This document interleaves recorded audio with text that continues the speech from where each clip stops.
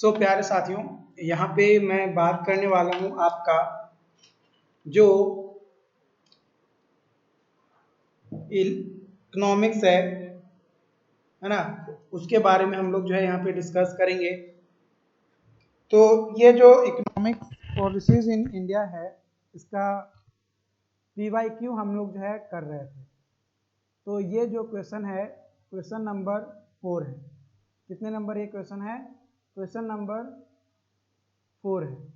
ये जो question number 4 है, इसी में आपको इसके बारे में पढ़ना है। क्वेश्चन नंबर 4 बोला गया है कि right note on any two of the following policies measures adopted by the government of India for improving agricultural marketing system, है ना, एग्रीकल्चरल मार्केटिंग सिस्टम के लिए। तो पहला जो है ना, यानी 4 का ये ए है, guarantee of minimum support price यानी MSP फॉर एग्रीकल्चरल प्रोडक्ट। जो MSP है यानी मिनिमम सपोर्ट प्राइस, ये वह गारंटेड प्राइस है जो कि गवर्नमेंट के द्वारा सेट किए गए हैं, ताकि जो भी एग्रीकल्चरल मार्केट में फार्मर अपना प्रोडक्ट को बेचेंगे, है ना, यानी गुड्स को बेचेंगे, तो उनको क्या मिले, एक प्रोटेक्शन मिले कि भाई अगर मान लो कि राइस है ना, चावल है, चावल कोई मार्केट में आप लेकर जाइए तो कहीं पे 20 रुपया आपसे खरीदेगा, तो कहीं पे 25 रुपया खरीदेगा, तो कहीं पे 40 रुपया आपसे खरीदेगा, तो हो सकता है कि आपसे कई जगह 10 रुपया भी खरीदे। तो ये डिपेंड करता है मार्केट के ऊपर।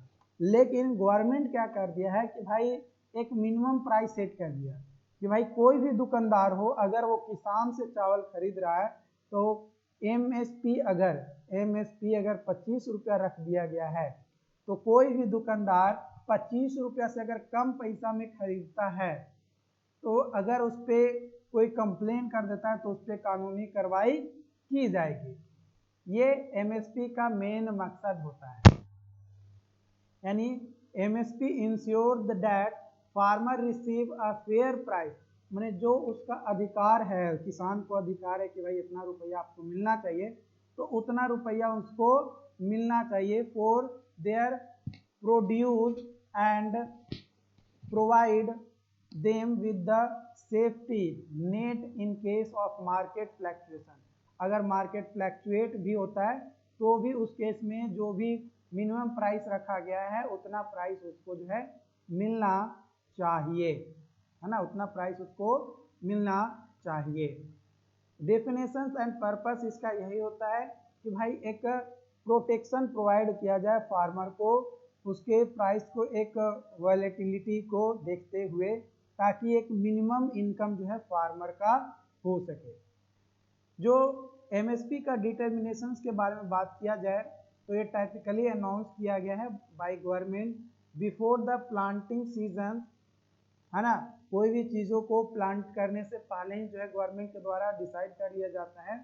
Is based on several factor, कई सारे फैक्टर्स होते हैं, जैसे cost of production, market demand, supply, domestic and international price, और भी कई सारे सोशल इकोनॉमिक कंसिडरेशंस होते हैं, जिसके बेसिस पे आपका जो MSP होता है वो डिसाइड किया जाता है। मान लो कि अभी जो है धान का दिन आया, यानी राइस आपका होगा, है ना, धान का दिन आया, तो अभी जो है धान जो है क्या हो रहा है, बुना रहा है। उसके बाद धान का जो बिया होता है वो बुना रहा है, उसके बाद उसका छोटा छोटा गाछी होगा, उसको किवाड़ कर फिर जो है खेतों में रोपा जाएगा। उसके बाद जो है धान जो है आपका होगा, है ना, और जब धान कंप्लीट हो जाएगा देन फिर जो है उससे चावल निकाले जाएंगे, राइस निकाले जाएंगे। तो अभी जो धान का जो ऐसा मतलब धान बुनने का जो टाइम आया, तो अभी जो है MSP डिसाइड कर लिया गया कि भाई इतना डिमांड हो रहा है, इतना मिनिमम प्राइस जो है आपको किसानों को देना होगा, अगर आप मार्केट किसान से आप अगर कोई प्रोडक्ट को खरीद रहे हैं तब। कमोडिटी कवर्ड MSP जो है एप्लीकेबल होता है मेजर क्रॉप्स जैसे rice, wheat, maize, cotton, sugar cane, pulses, oil seeds, इन सभी क्रॉप्स के लिए, यानी जो मेजर क्रॉप्स होते हैं उस पे जो है आपका MSP लगाए जाते हैं, है ना। स्पेसिफिक क्रॉप्स और कमोडिटीज के में जो है ये एमएसपी कई बार नहीं भी लगता है, कवर नहीं भी करता है, लेकिन मेनली स्पेसिफिक या जो मेजर क्रॉप्स हैं उसी के लिए जो है ये किया जाता है। ओके, यहाँ तक कोई दिक्कत नहीं होना चाहिए। चलिए आगे बढ़ते हैं। तो अगला है आपका प्रोक्यूरमेंट मैकेनिज्म। प्रोक्यूरमेंट मैकेनिज्म में क्या होता है कि गवर्नमेंट जो है प्रोक्योर करता है एग्रीकल्चर प्रोड्यूस प्रोडक्ट को फ्रॉम फार्मर्स, या जो भी प्रोड्यूसर्स है एग्रीकल्चर प्रोड्यूस कर रहा है फार्मर, दे आर डायरेक्टली और थ्रू जो भी डिजाइनेटेड एजेंसीज हैं जैसे गवर्नमेंट रन ऑर्गेनाइजेशन, कई सारे ऑर्गेनाइजेशन वगैरह जो है आपके रन होते हैं।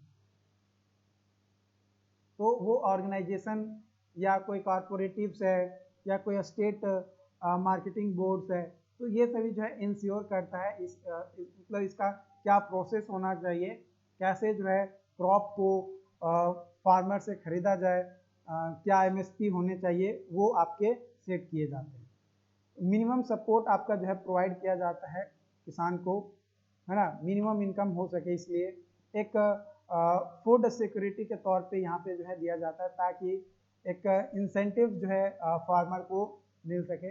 बट इसमें कई सारे क्रिटिसिज्म और कई सारे चैलेंजेस भी जो है आपके क्रिएट होते हैं। अगर यहाँ पे बात किया जाए क्रिटिसिज्म और चैलेंजेस की,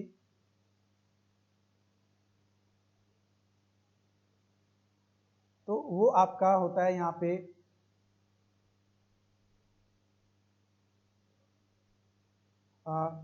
कि distort market dynamics, encourage over production of certain product crops, burden the government financially, है ना, फाइनेंशियली गवर्नमेंट पे एक बर्डन भी होता है, और ये एडिशनली इम्प्लीमेंटेशन होता है MSP may not reach all the farmer, particularly a small scale और marginalized farmer।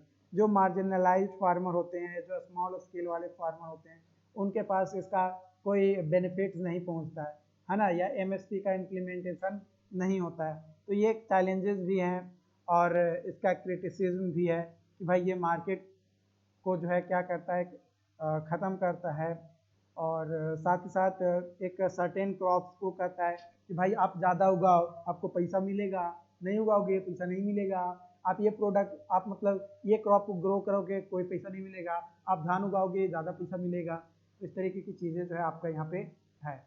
फोर्थ में ही आपका जो है सेकेंड आपका है बी नंबर, वो है स्टोरेज ऑफ सरप्लस स्टॉक्स और व्हीट और rice by Food Corporation of India, यानी एफसीआई के द्वारा जो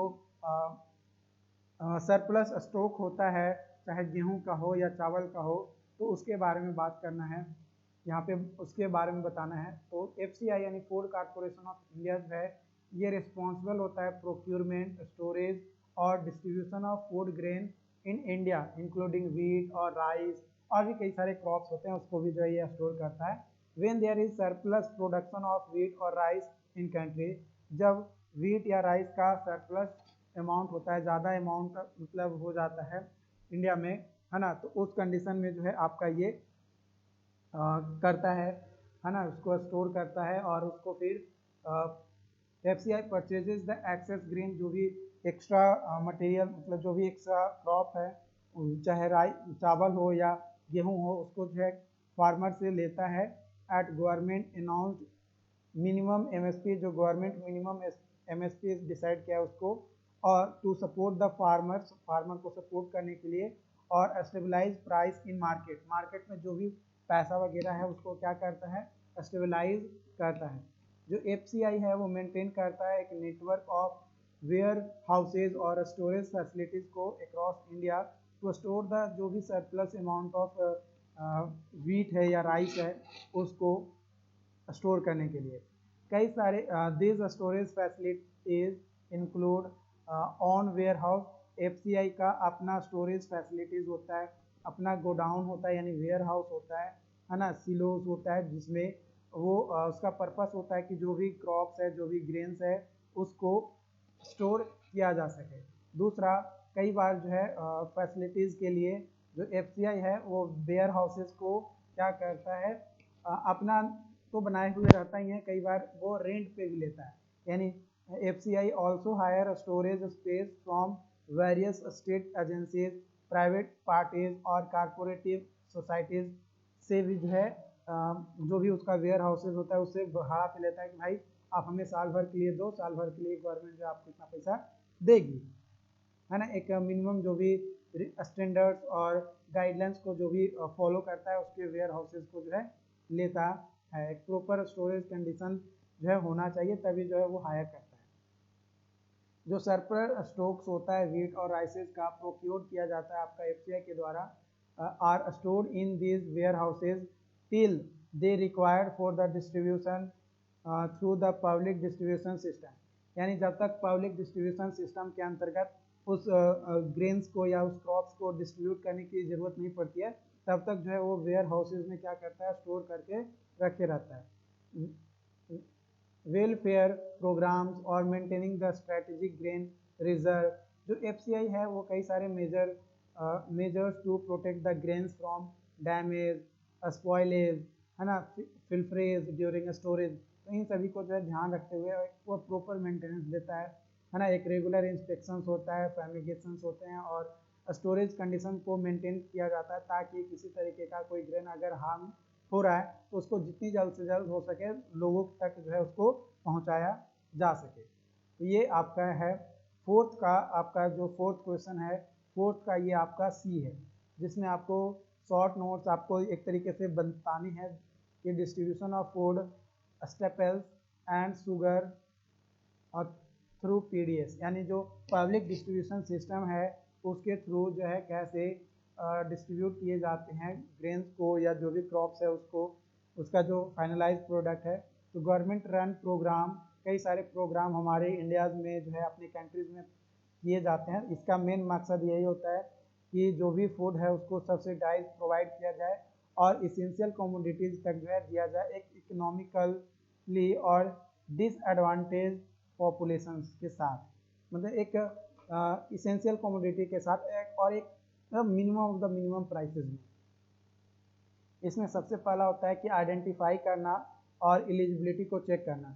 गवर्नमेंट इस्टेब्लिश क्राइटेरिया, एक क्राइटेरिया इस्टेब्लिश करता है कि भाई कौन इसके लिए एलिजिबल है, इस बेनिफिट को प्राप्त करेगा पब्लिक डिस्ट्रीब्यूशन सिस्टम के ताकि उसके घर में जा सके, है ना। जैसे आपको अभी जो है अनाज वगैरह जो है दिया जाता है, आप बीच में जो है आपका जो भी किसान है उसको साल में 6,000 रुपया भी दिया गया था। तो इस तरीके के जो है हेल्प गवर्नमेंट जो है करती है ना। Allocation government procure food staples और शुगर फ्रॉम फार्मर्स, ट्रेडर्स और through importers depending on availability and demand. जिस तरीके की अवेलेबिलिटी और डिमांड होगी उसके अनुसार, और एक मिनिमम सपोर्ट प्राइस जो है आपका फार्मर को दिया जाता है। उसके बाद स्टोरेज जहाँ पे किया गया उसको जो है लाया जाता है कि भाई यहाँ पे स्टोर किया गया है। अब यहाँ पे स्टोर करने के बाद राशन कार्ड देखा जाता है कि भाई किसके किसके पास जो है राशन कार्ड है। जो जो राशन कार्ड रखे हुए हैं वो PDS के लिए, है ना, यानी पब्लिक डिस्ट्रीब्यूशन सिस्टम के लिए एलिजिबल है। जिसके जिसके पास राशन कार्ड है उसको जो है एक फेयर प्राइस शॉप यानी FPS पे, यानी the minimum of the minimum price पे जो है दिया जाता है ना, उस कमोडिटीज़ को जिसके पास भी जो है आपका राशन कार्ड है। और ये सब्सिडाइज प्राइस होता है ना, जो कि गवर्नमेंट के द्वारा ही जो है सेट किया जाता है। जैसे अभी आपका 5 रुपये जो है चावल जो है लोगों को दिया जाता है, लेकिन किसान से लिया कितने पे जाता है, मान लो अगर 15 रुपये पे लिया गया तो उसको स्टोर करके 1 साल 2 साल रखेगा और वही चावल जो है फिर 5 रुपये के हिसाब से गवर्नमेंट जो उसको प्रोवाइड करती है। और डिस्ट्रीब्यूट करते समय फेयर प्राइस शॉप को क्या करता है, मॉनिटर करता है, ताकि अगर कोई इलीगल काम करता है, कोई पैसा बहुत ज़्यादा ले जा रहा है, तो वो कई बार जो है इसमें अपडेट्स किए जाते हैं कि भाई रिव्यू किए जाते हैं कि भाई कौन एलिजिबल है या नहीं है ना। कई बार क्या होता है कि गवर्नमेंट जॉब में आप मान लो कि आपका गवर्नमेंट जॉब नहीं लगा, आपके परिवार में जो है आपको ये राशन कार्ड बना हुआ है, बट आपको जो है 2 साल के बाद आपका जो है जॉब लग गया, आप जो है लाख रुपया कमा रहे हैं, तो फिर भाई आपको राशन कार्ड से आपका नाम हटाया जाएगा। तो उसको जो है चेक करना, रिवाइज करना, ये भी जो है गवर्नमेंट का काम होता है। भाई अब कौन एलिजिबल है, यानी एवरी ईयर ये जो है चेक किए जाते हैं कि कौन एलिजिबल है कौन एलिजिबल नहीं है। बट ये होता नहीं है, बस एक पेपर पे वर्क होता है कि भाई हाँ ये एलिजिबल है ये एलिजिबल नहीं है। बट अपने बिहार में तो जान ही रहे हो कि कितना क्या है, क्या फैसिलिटी चलते हैं, पैसा दो सारे काम आपके जो है हो जाएंगे। तो ये चीज़ें हैं। और देखो इसमें और भी क्वेश्चन है, अभी तो 4 ही क्वेश्चन हम लोग कंप्लीट किए हैं। अभी आपके पास जो है 5, 6, 7, 8 यानी 5 क्वेश्चन अभी जो है आपके पास और है। तो इन पांचों क्वेश्चन को जो है हम लोग डिस्कस करेंगे। ओके, बाकी अगर कोई डाउट रहता है, कोई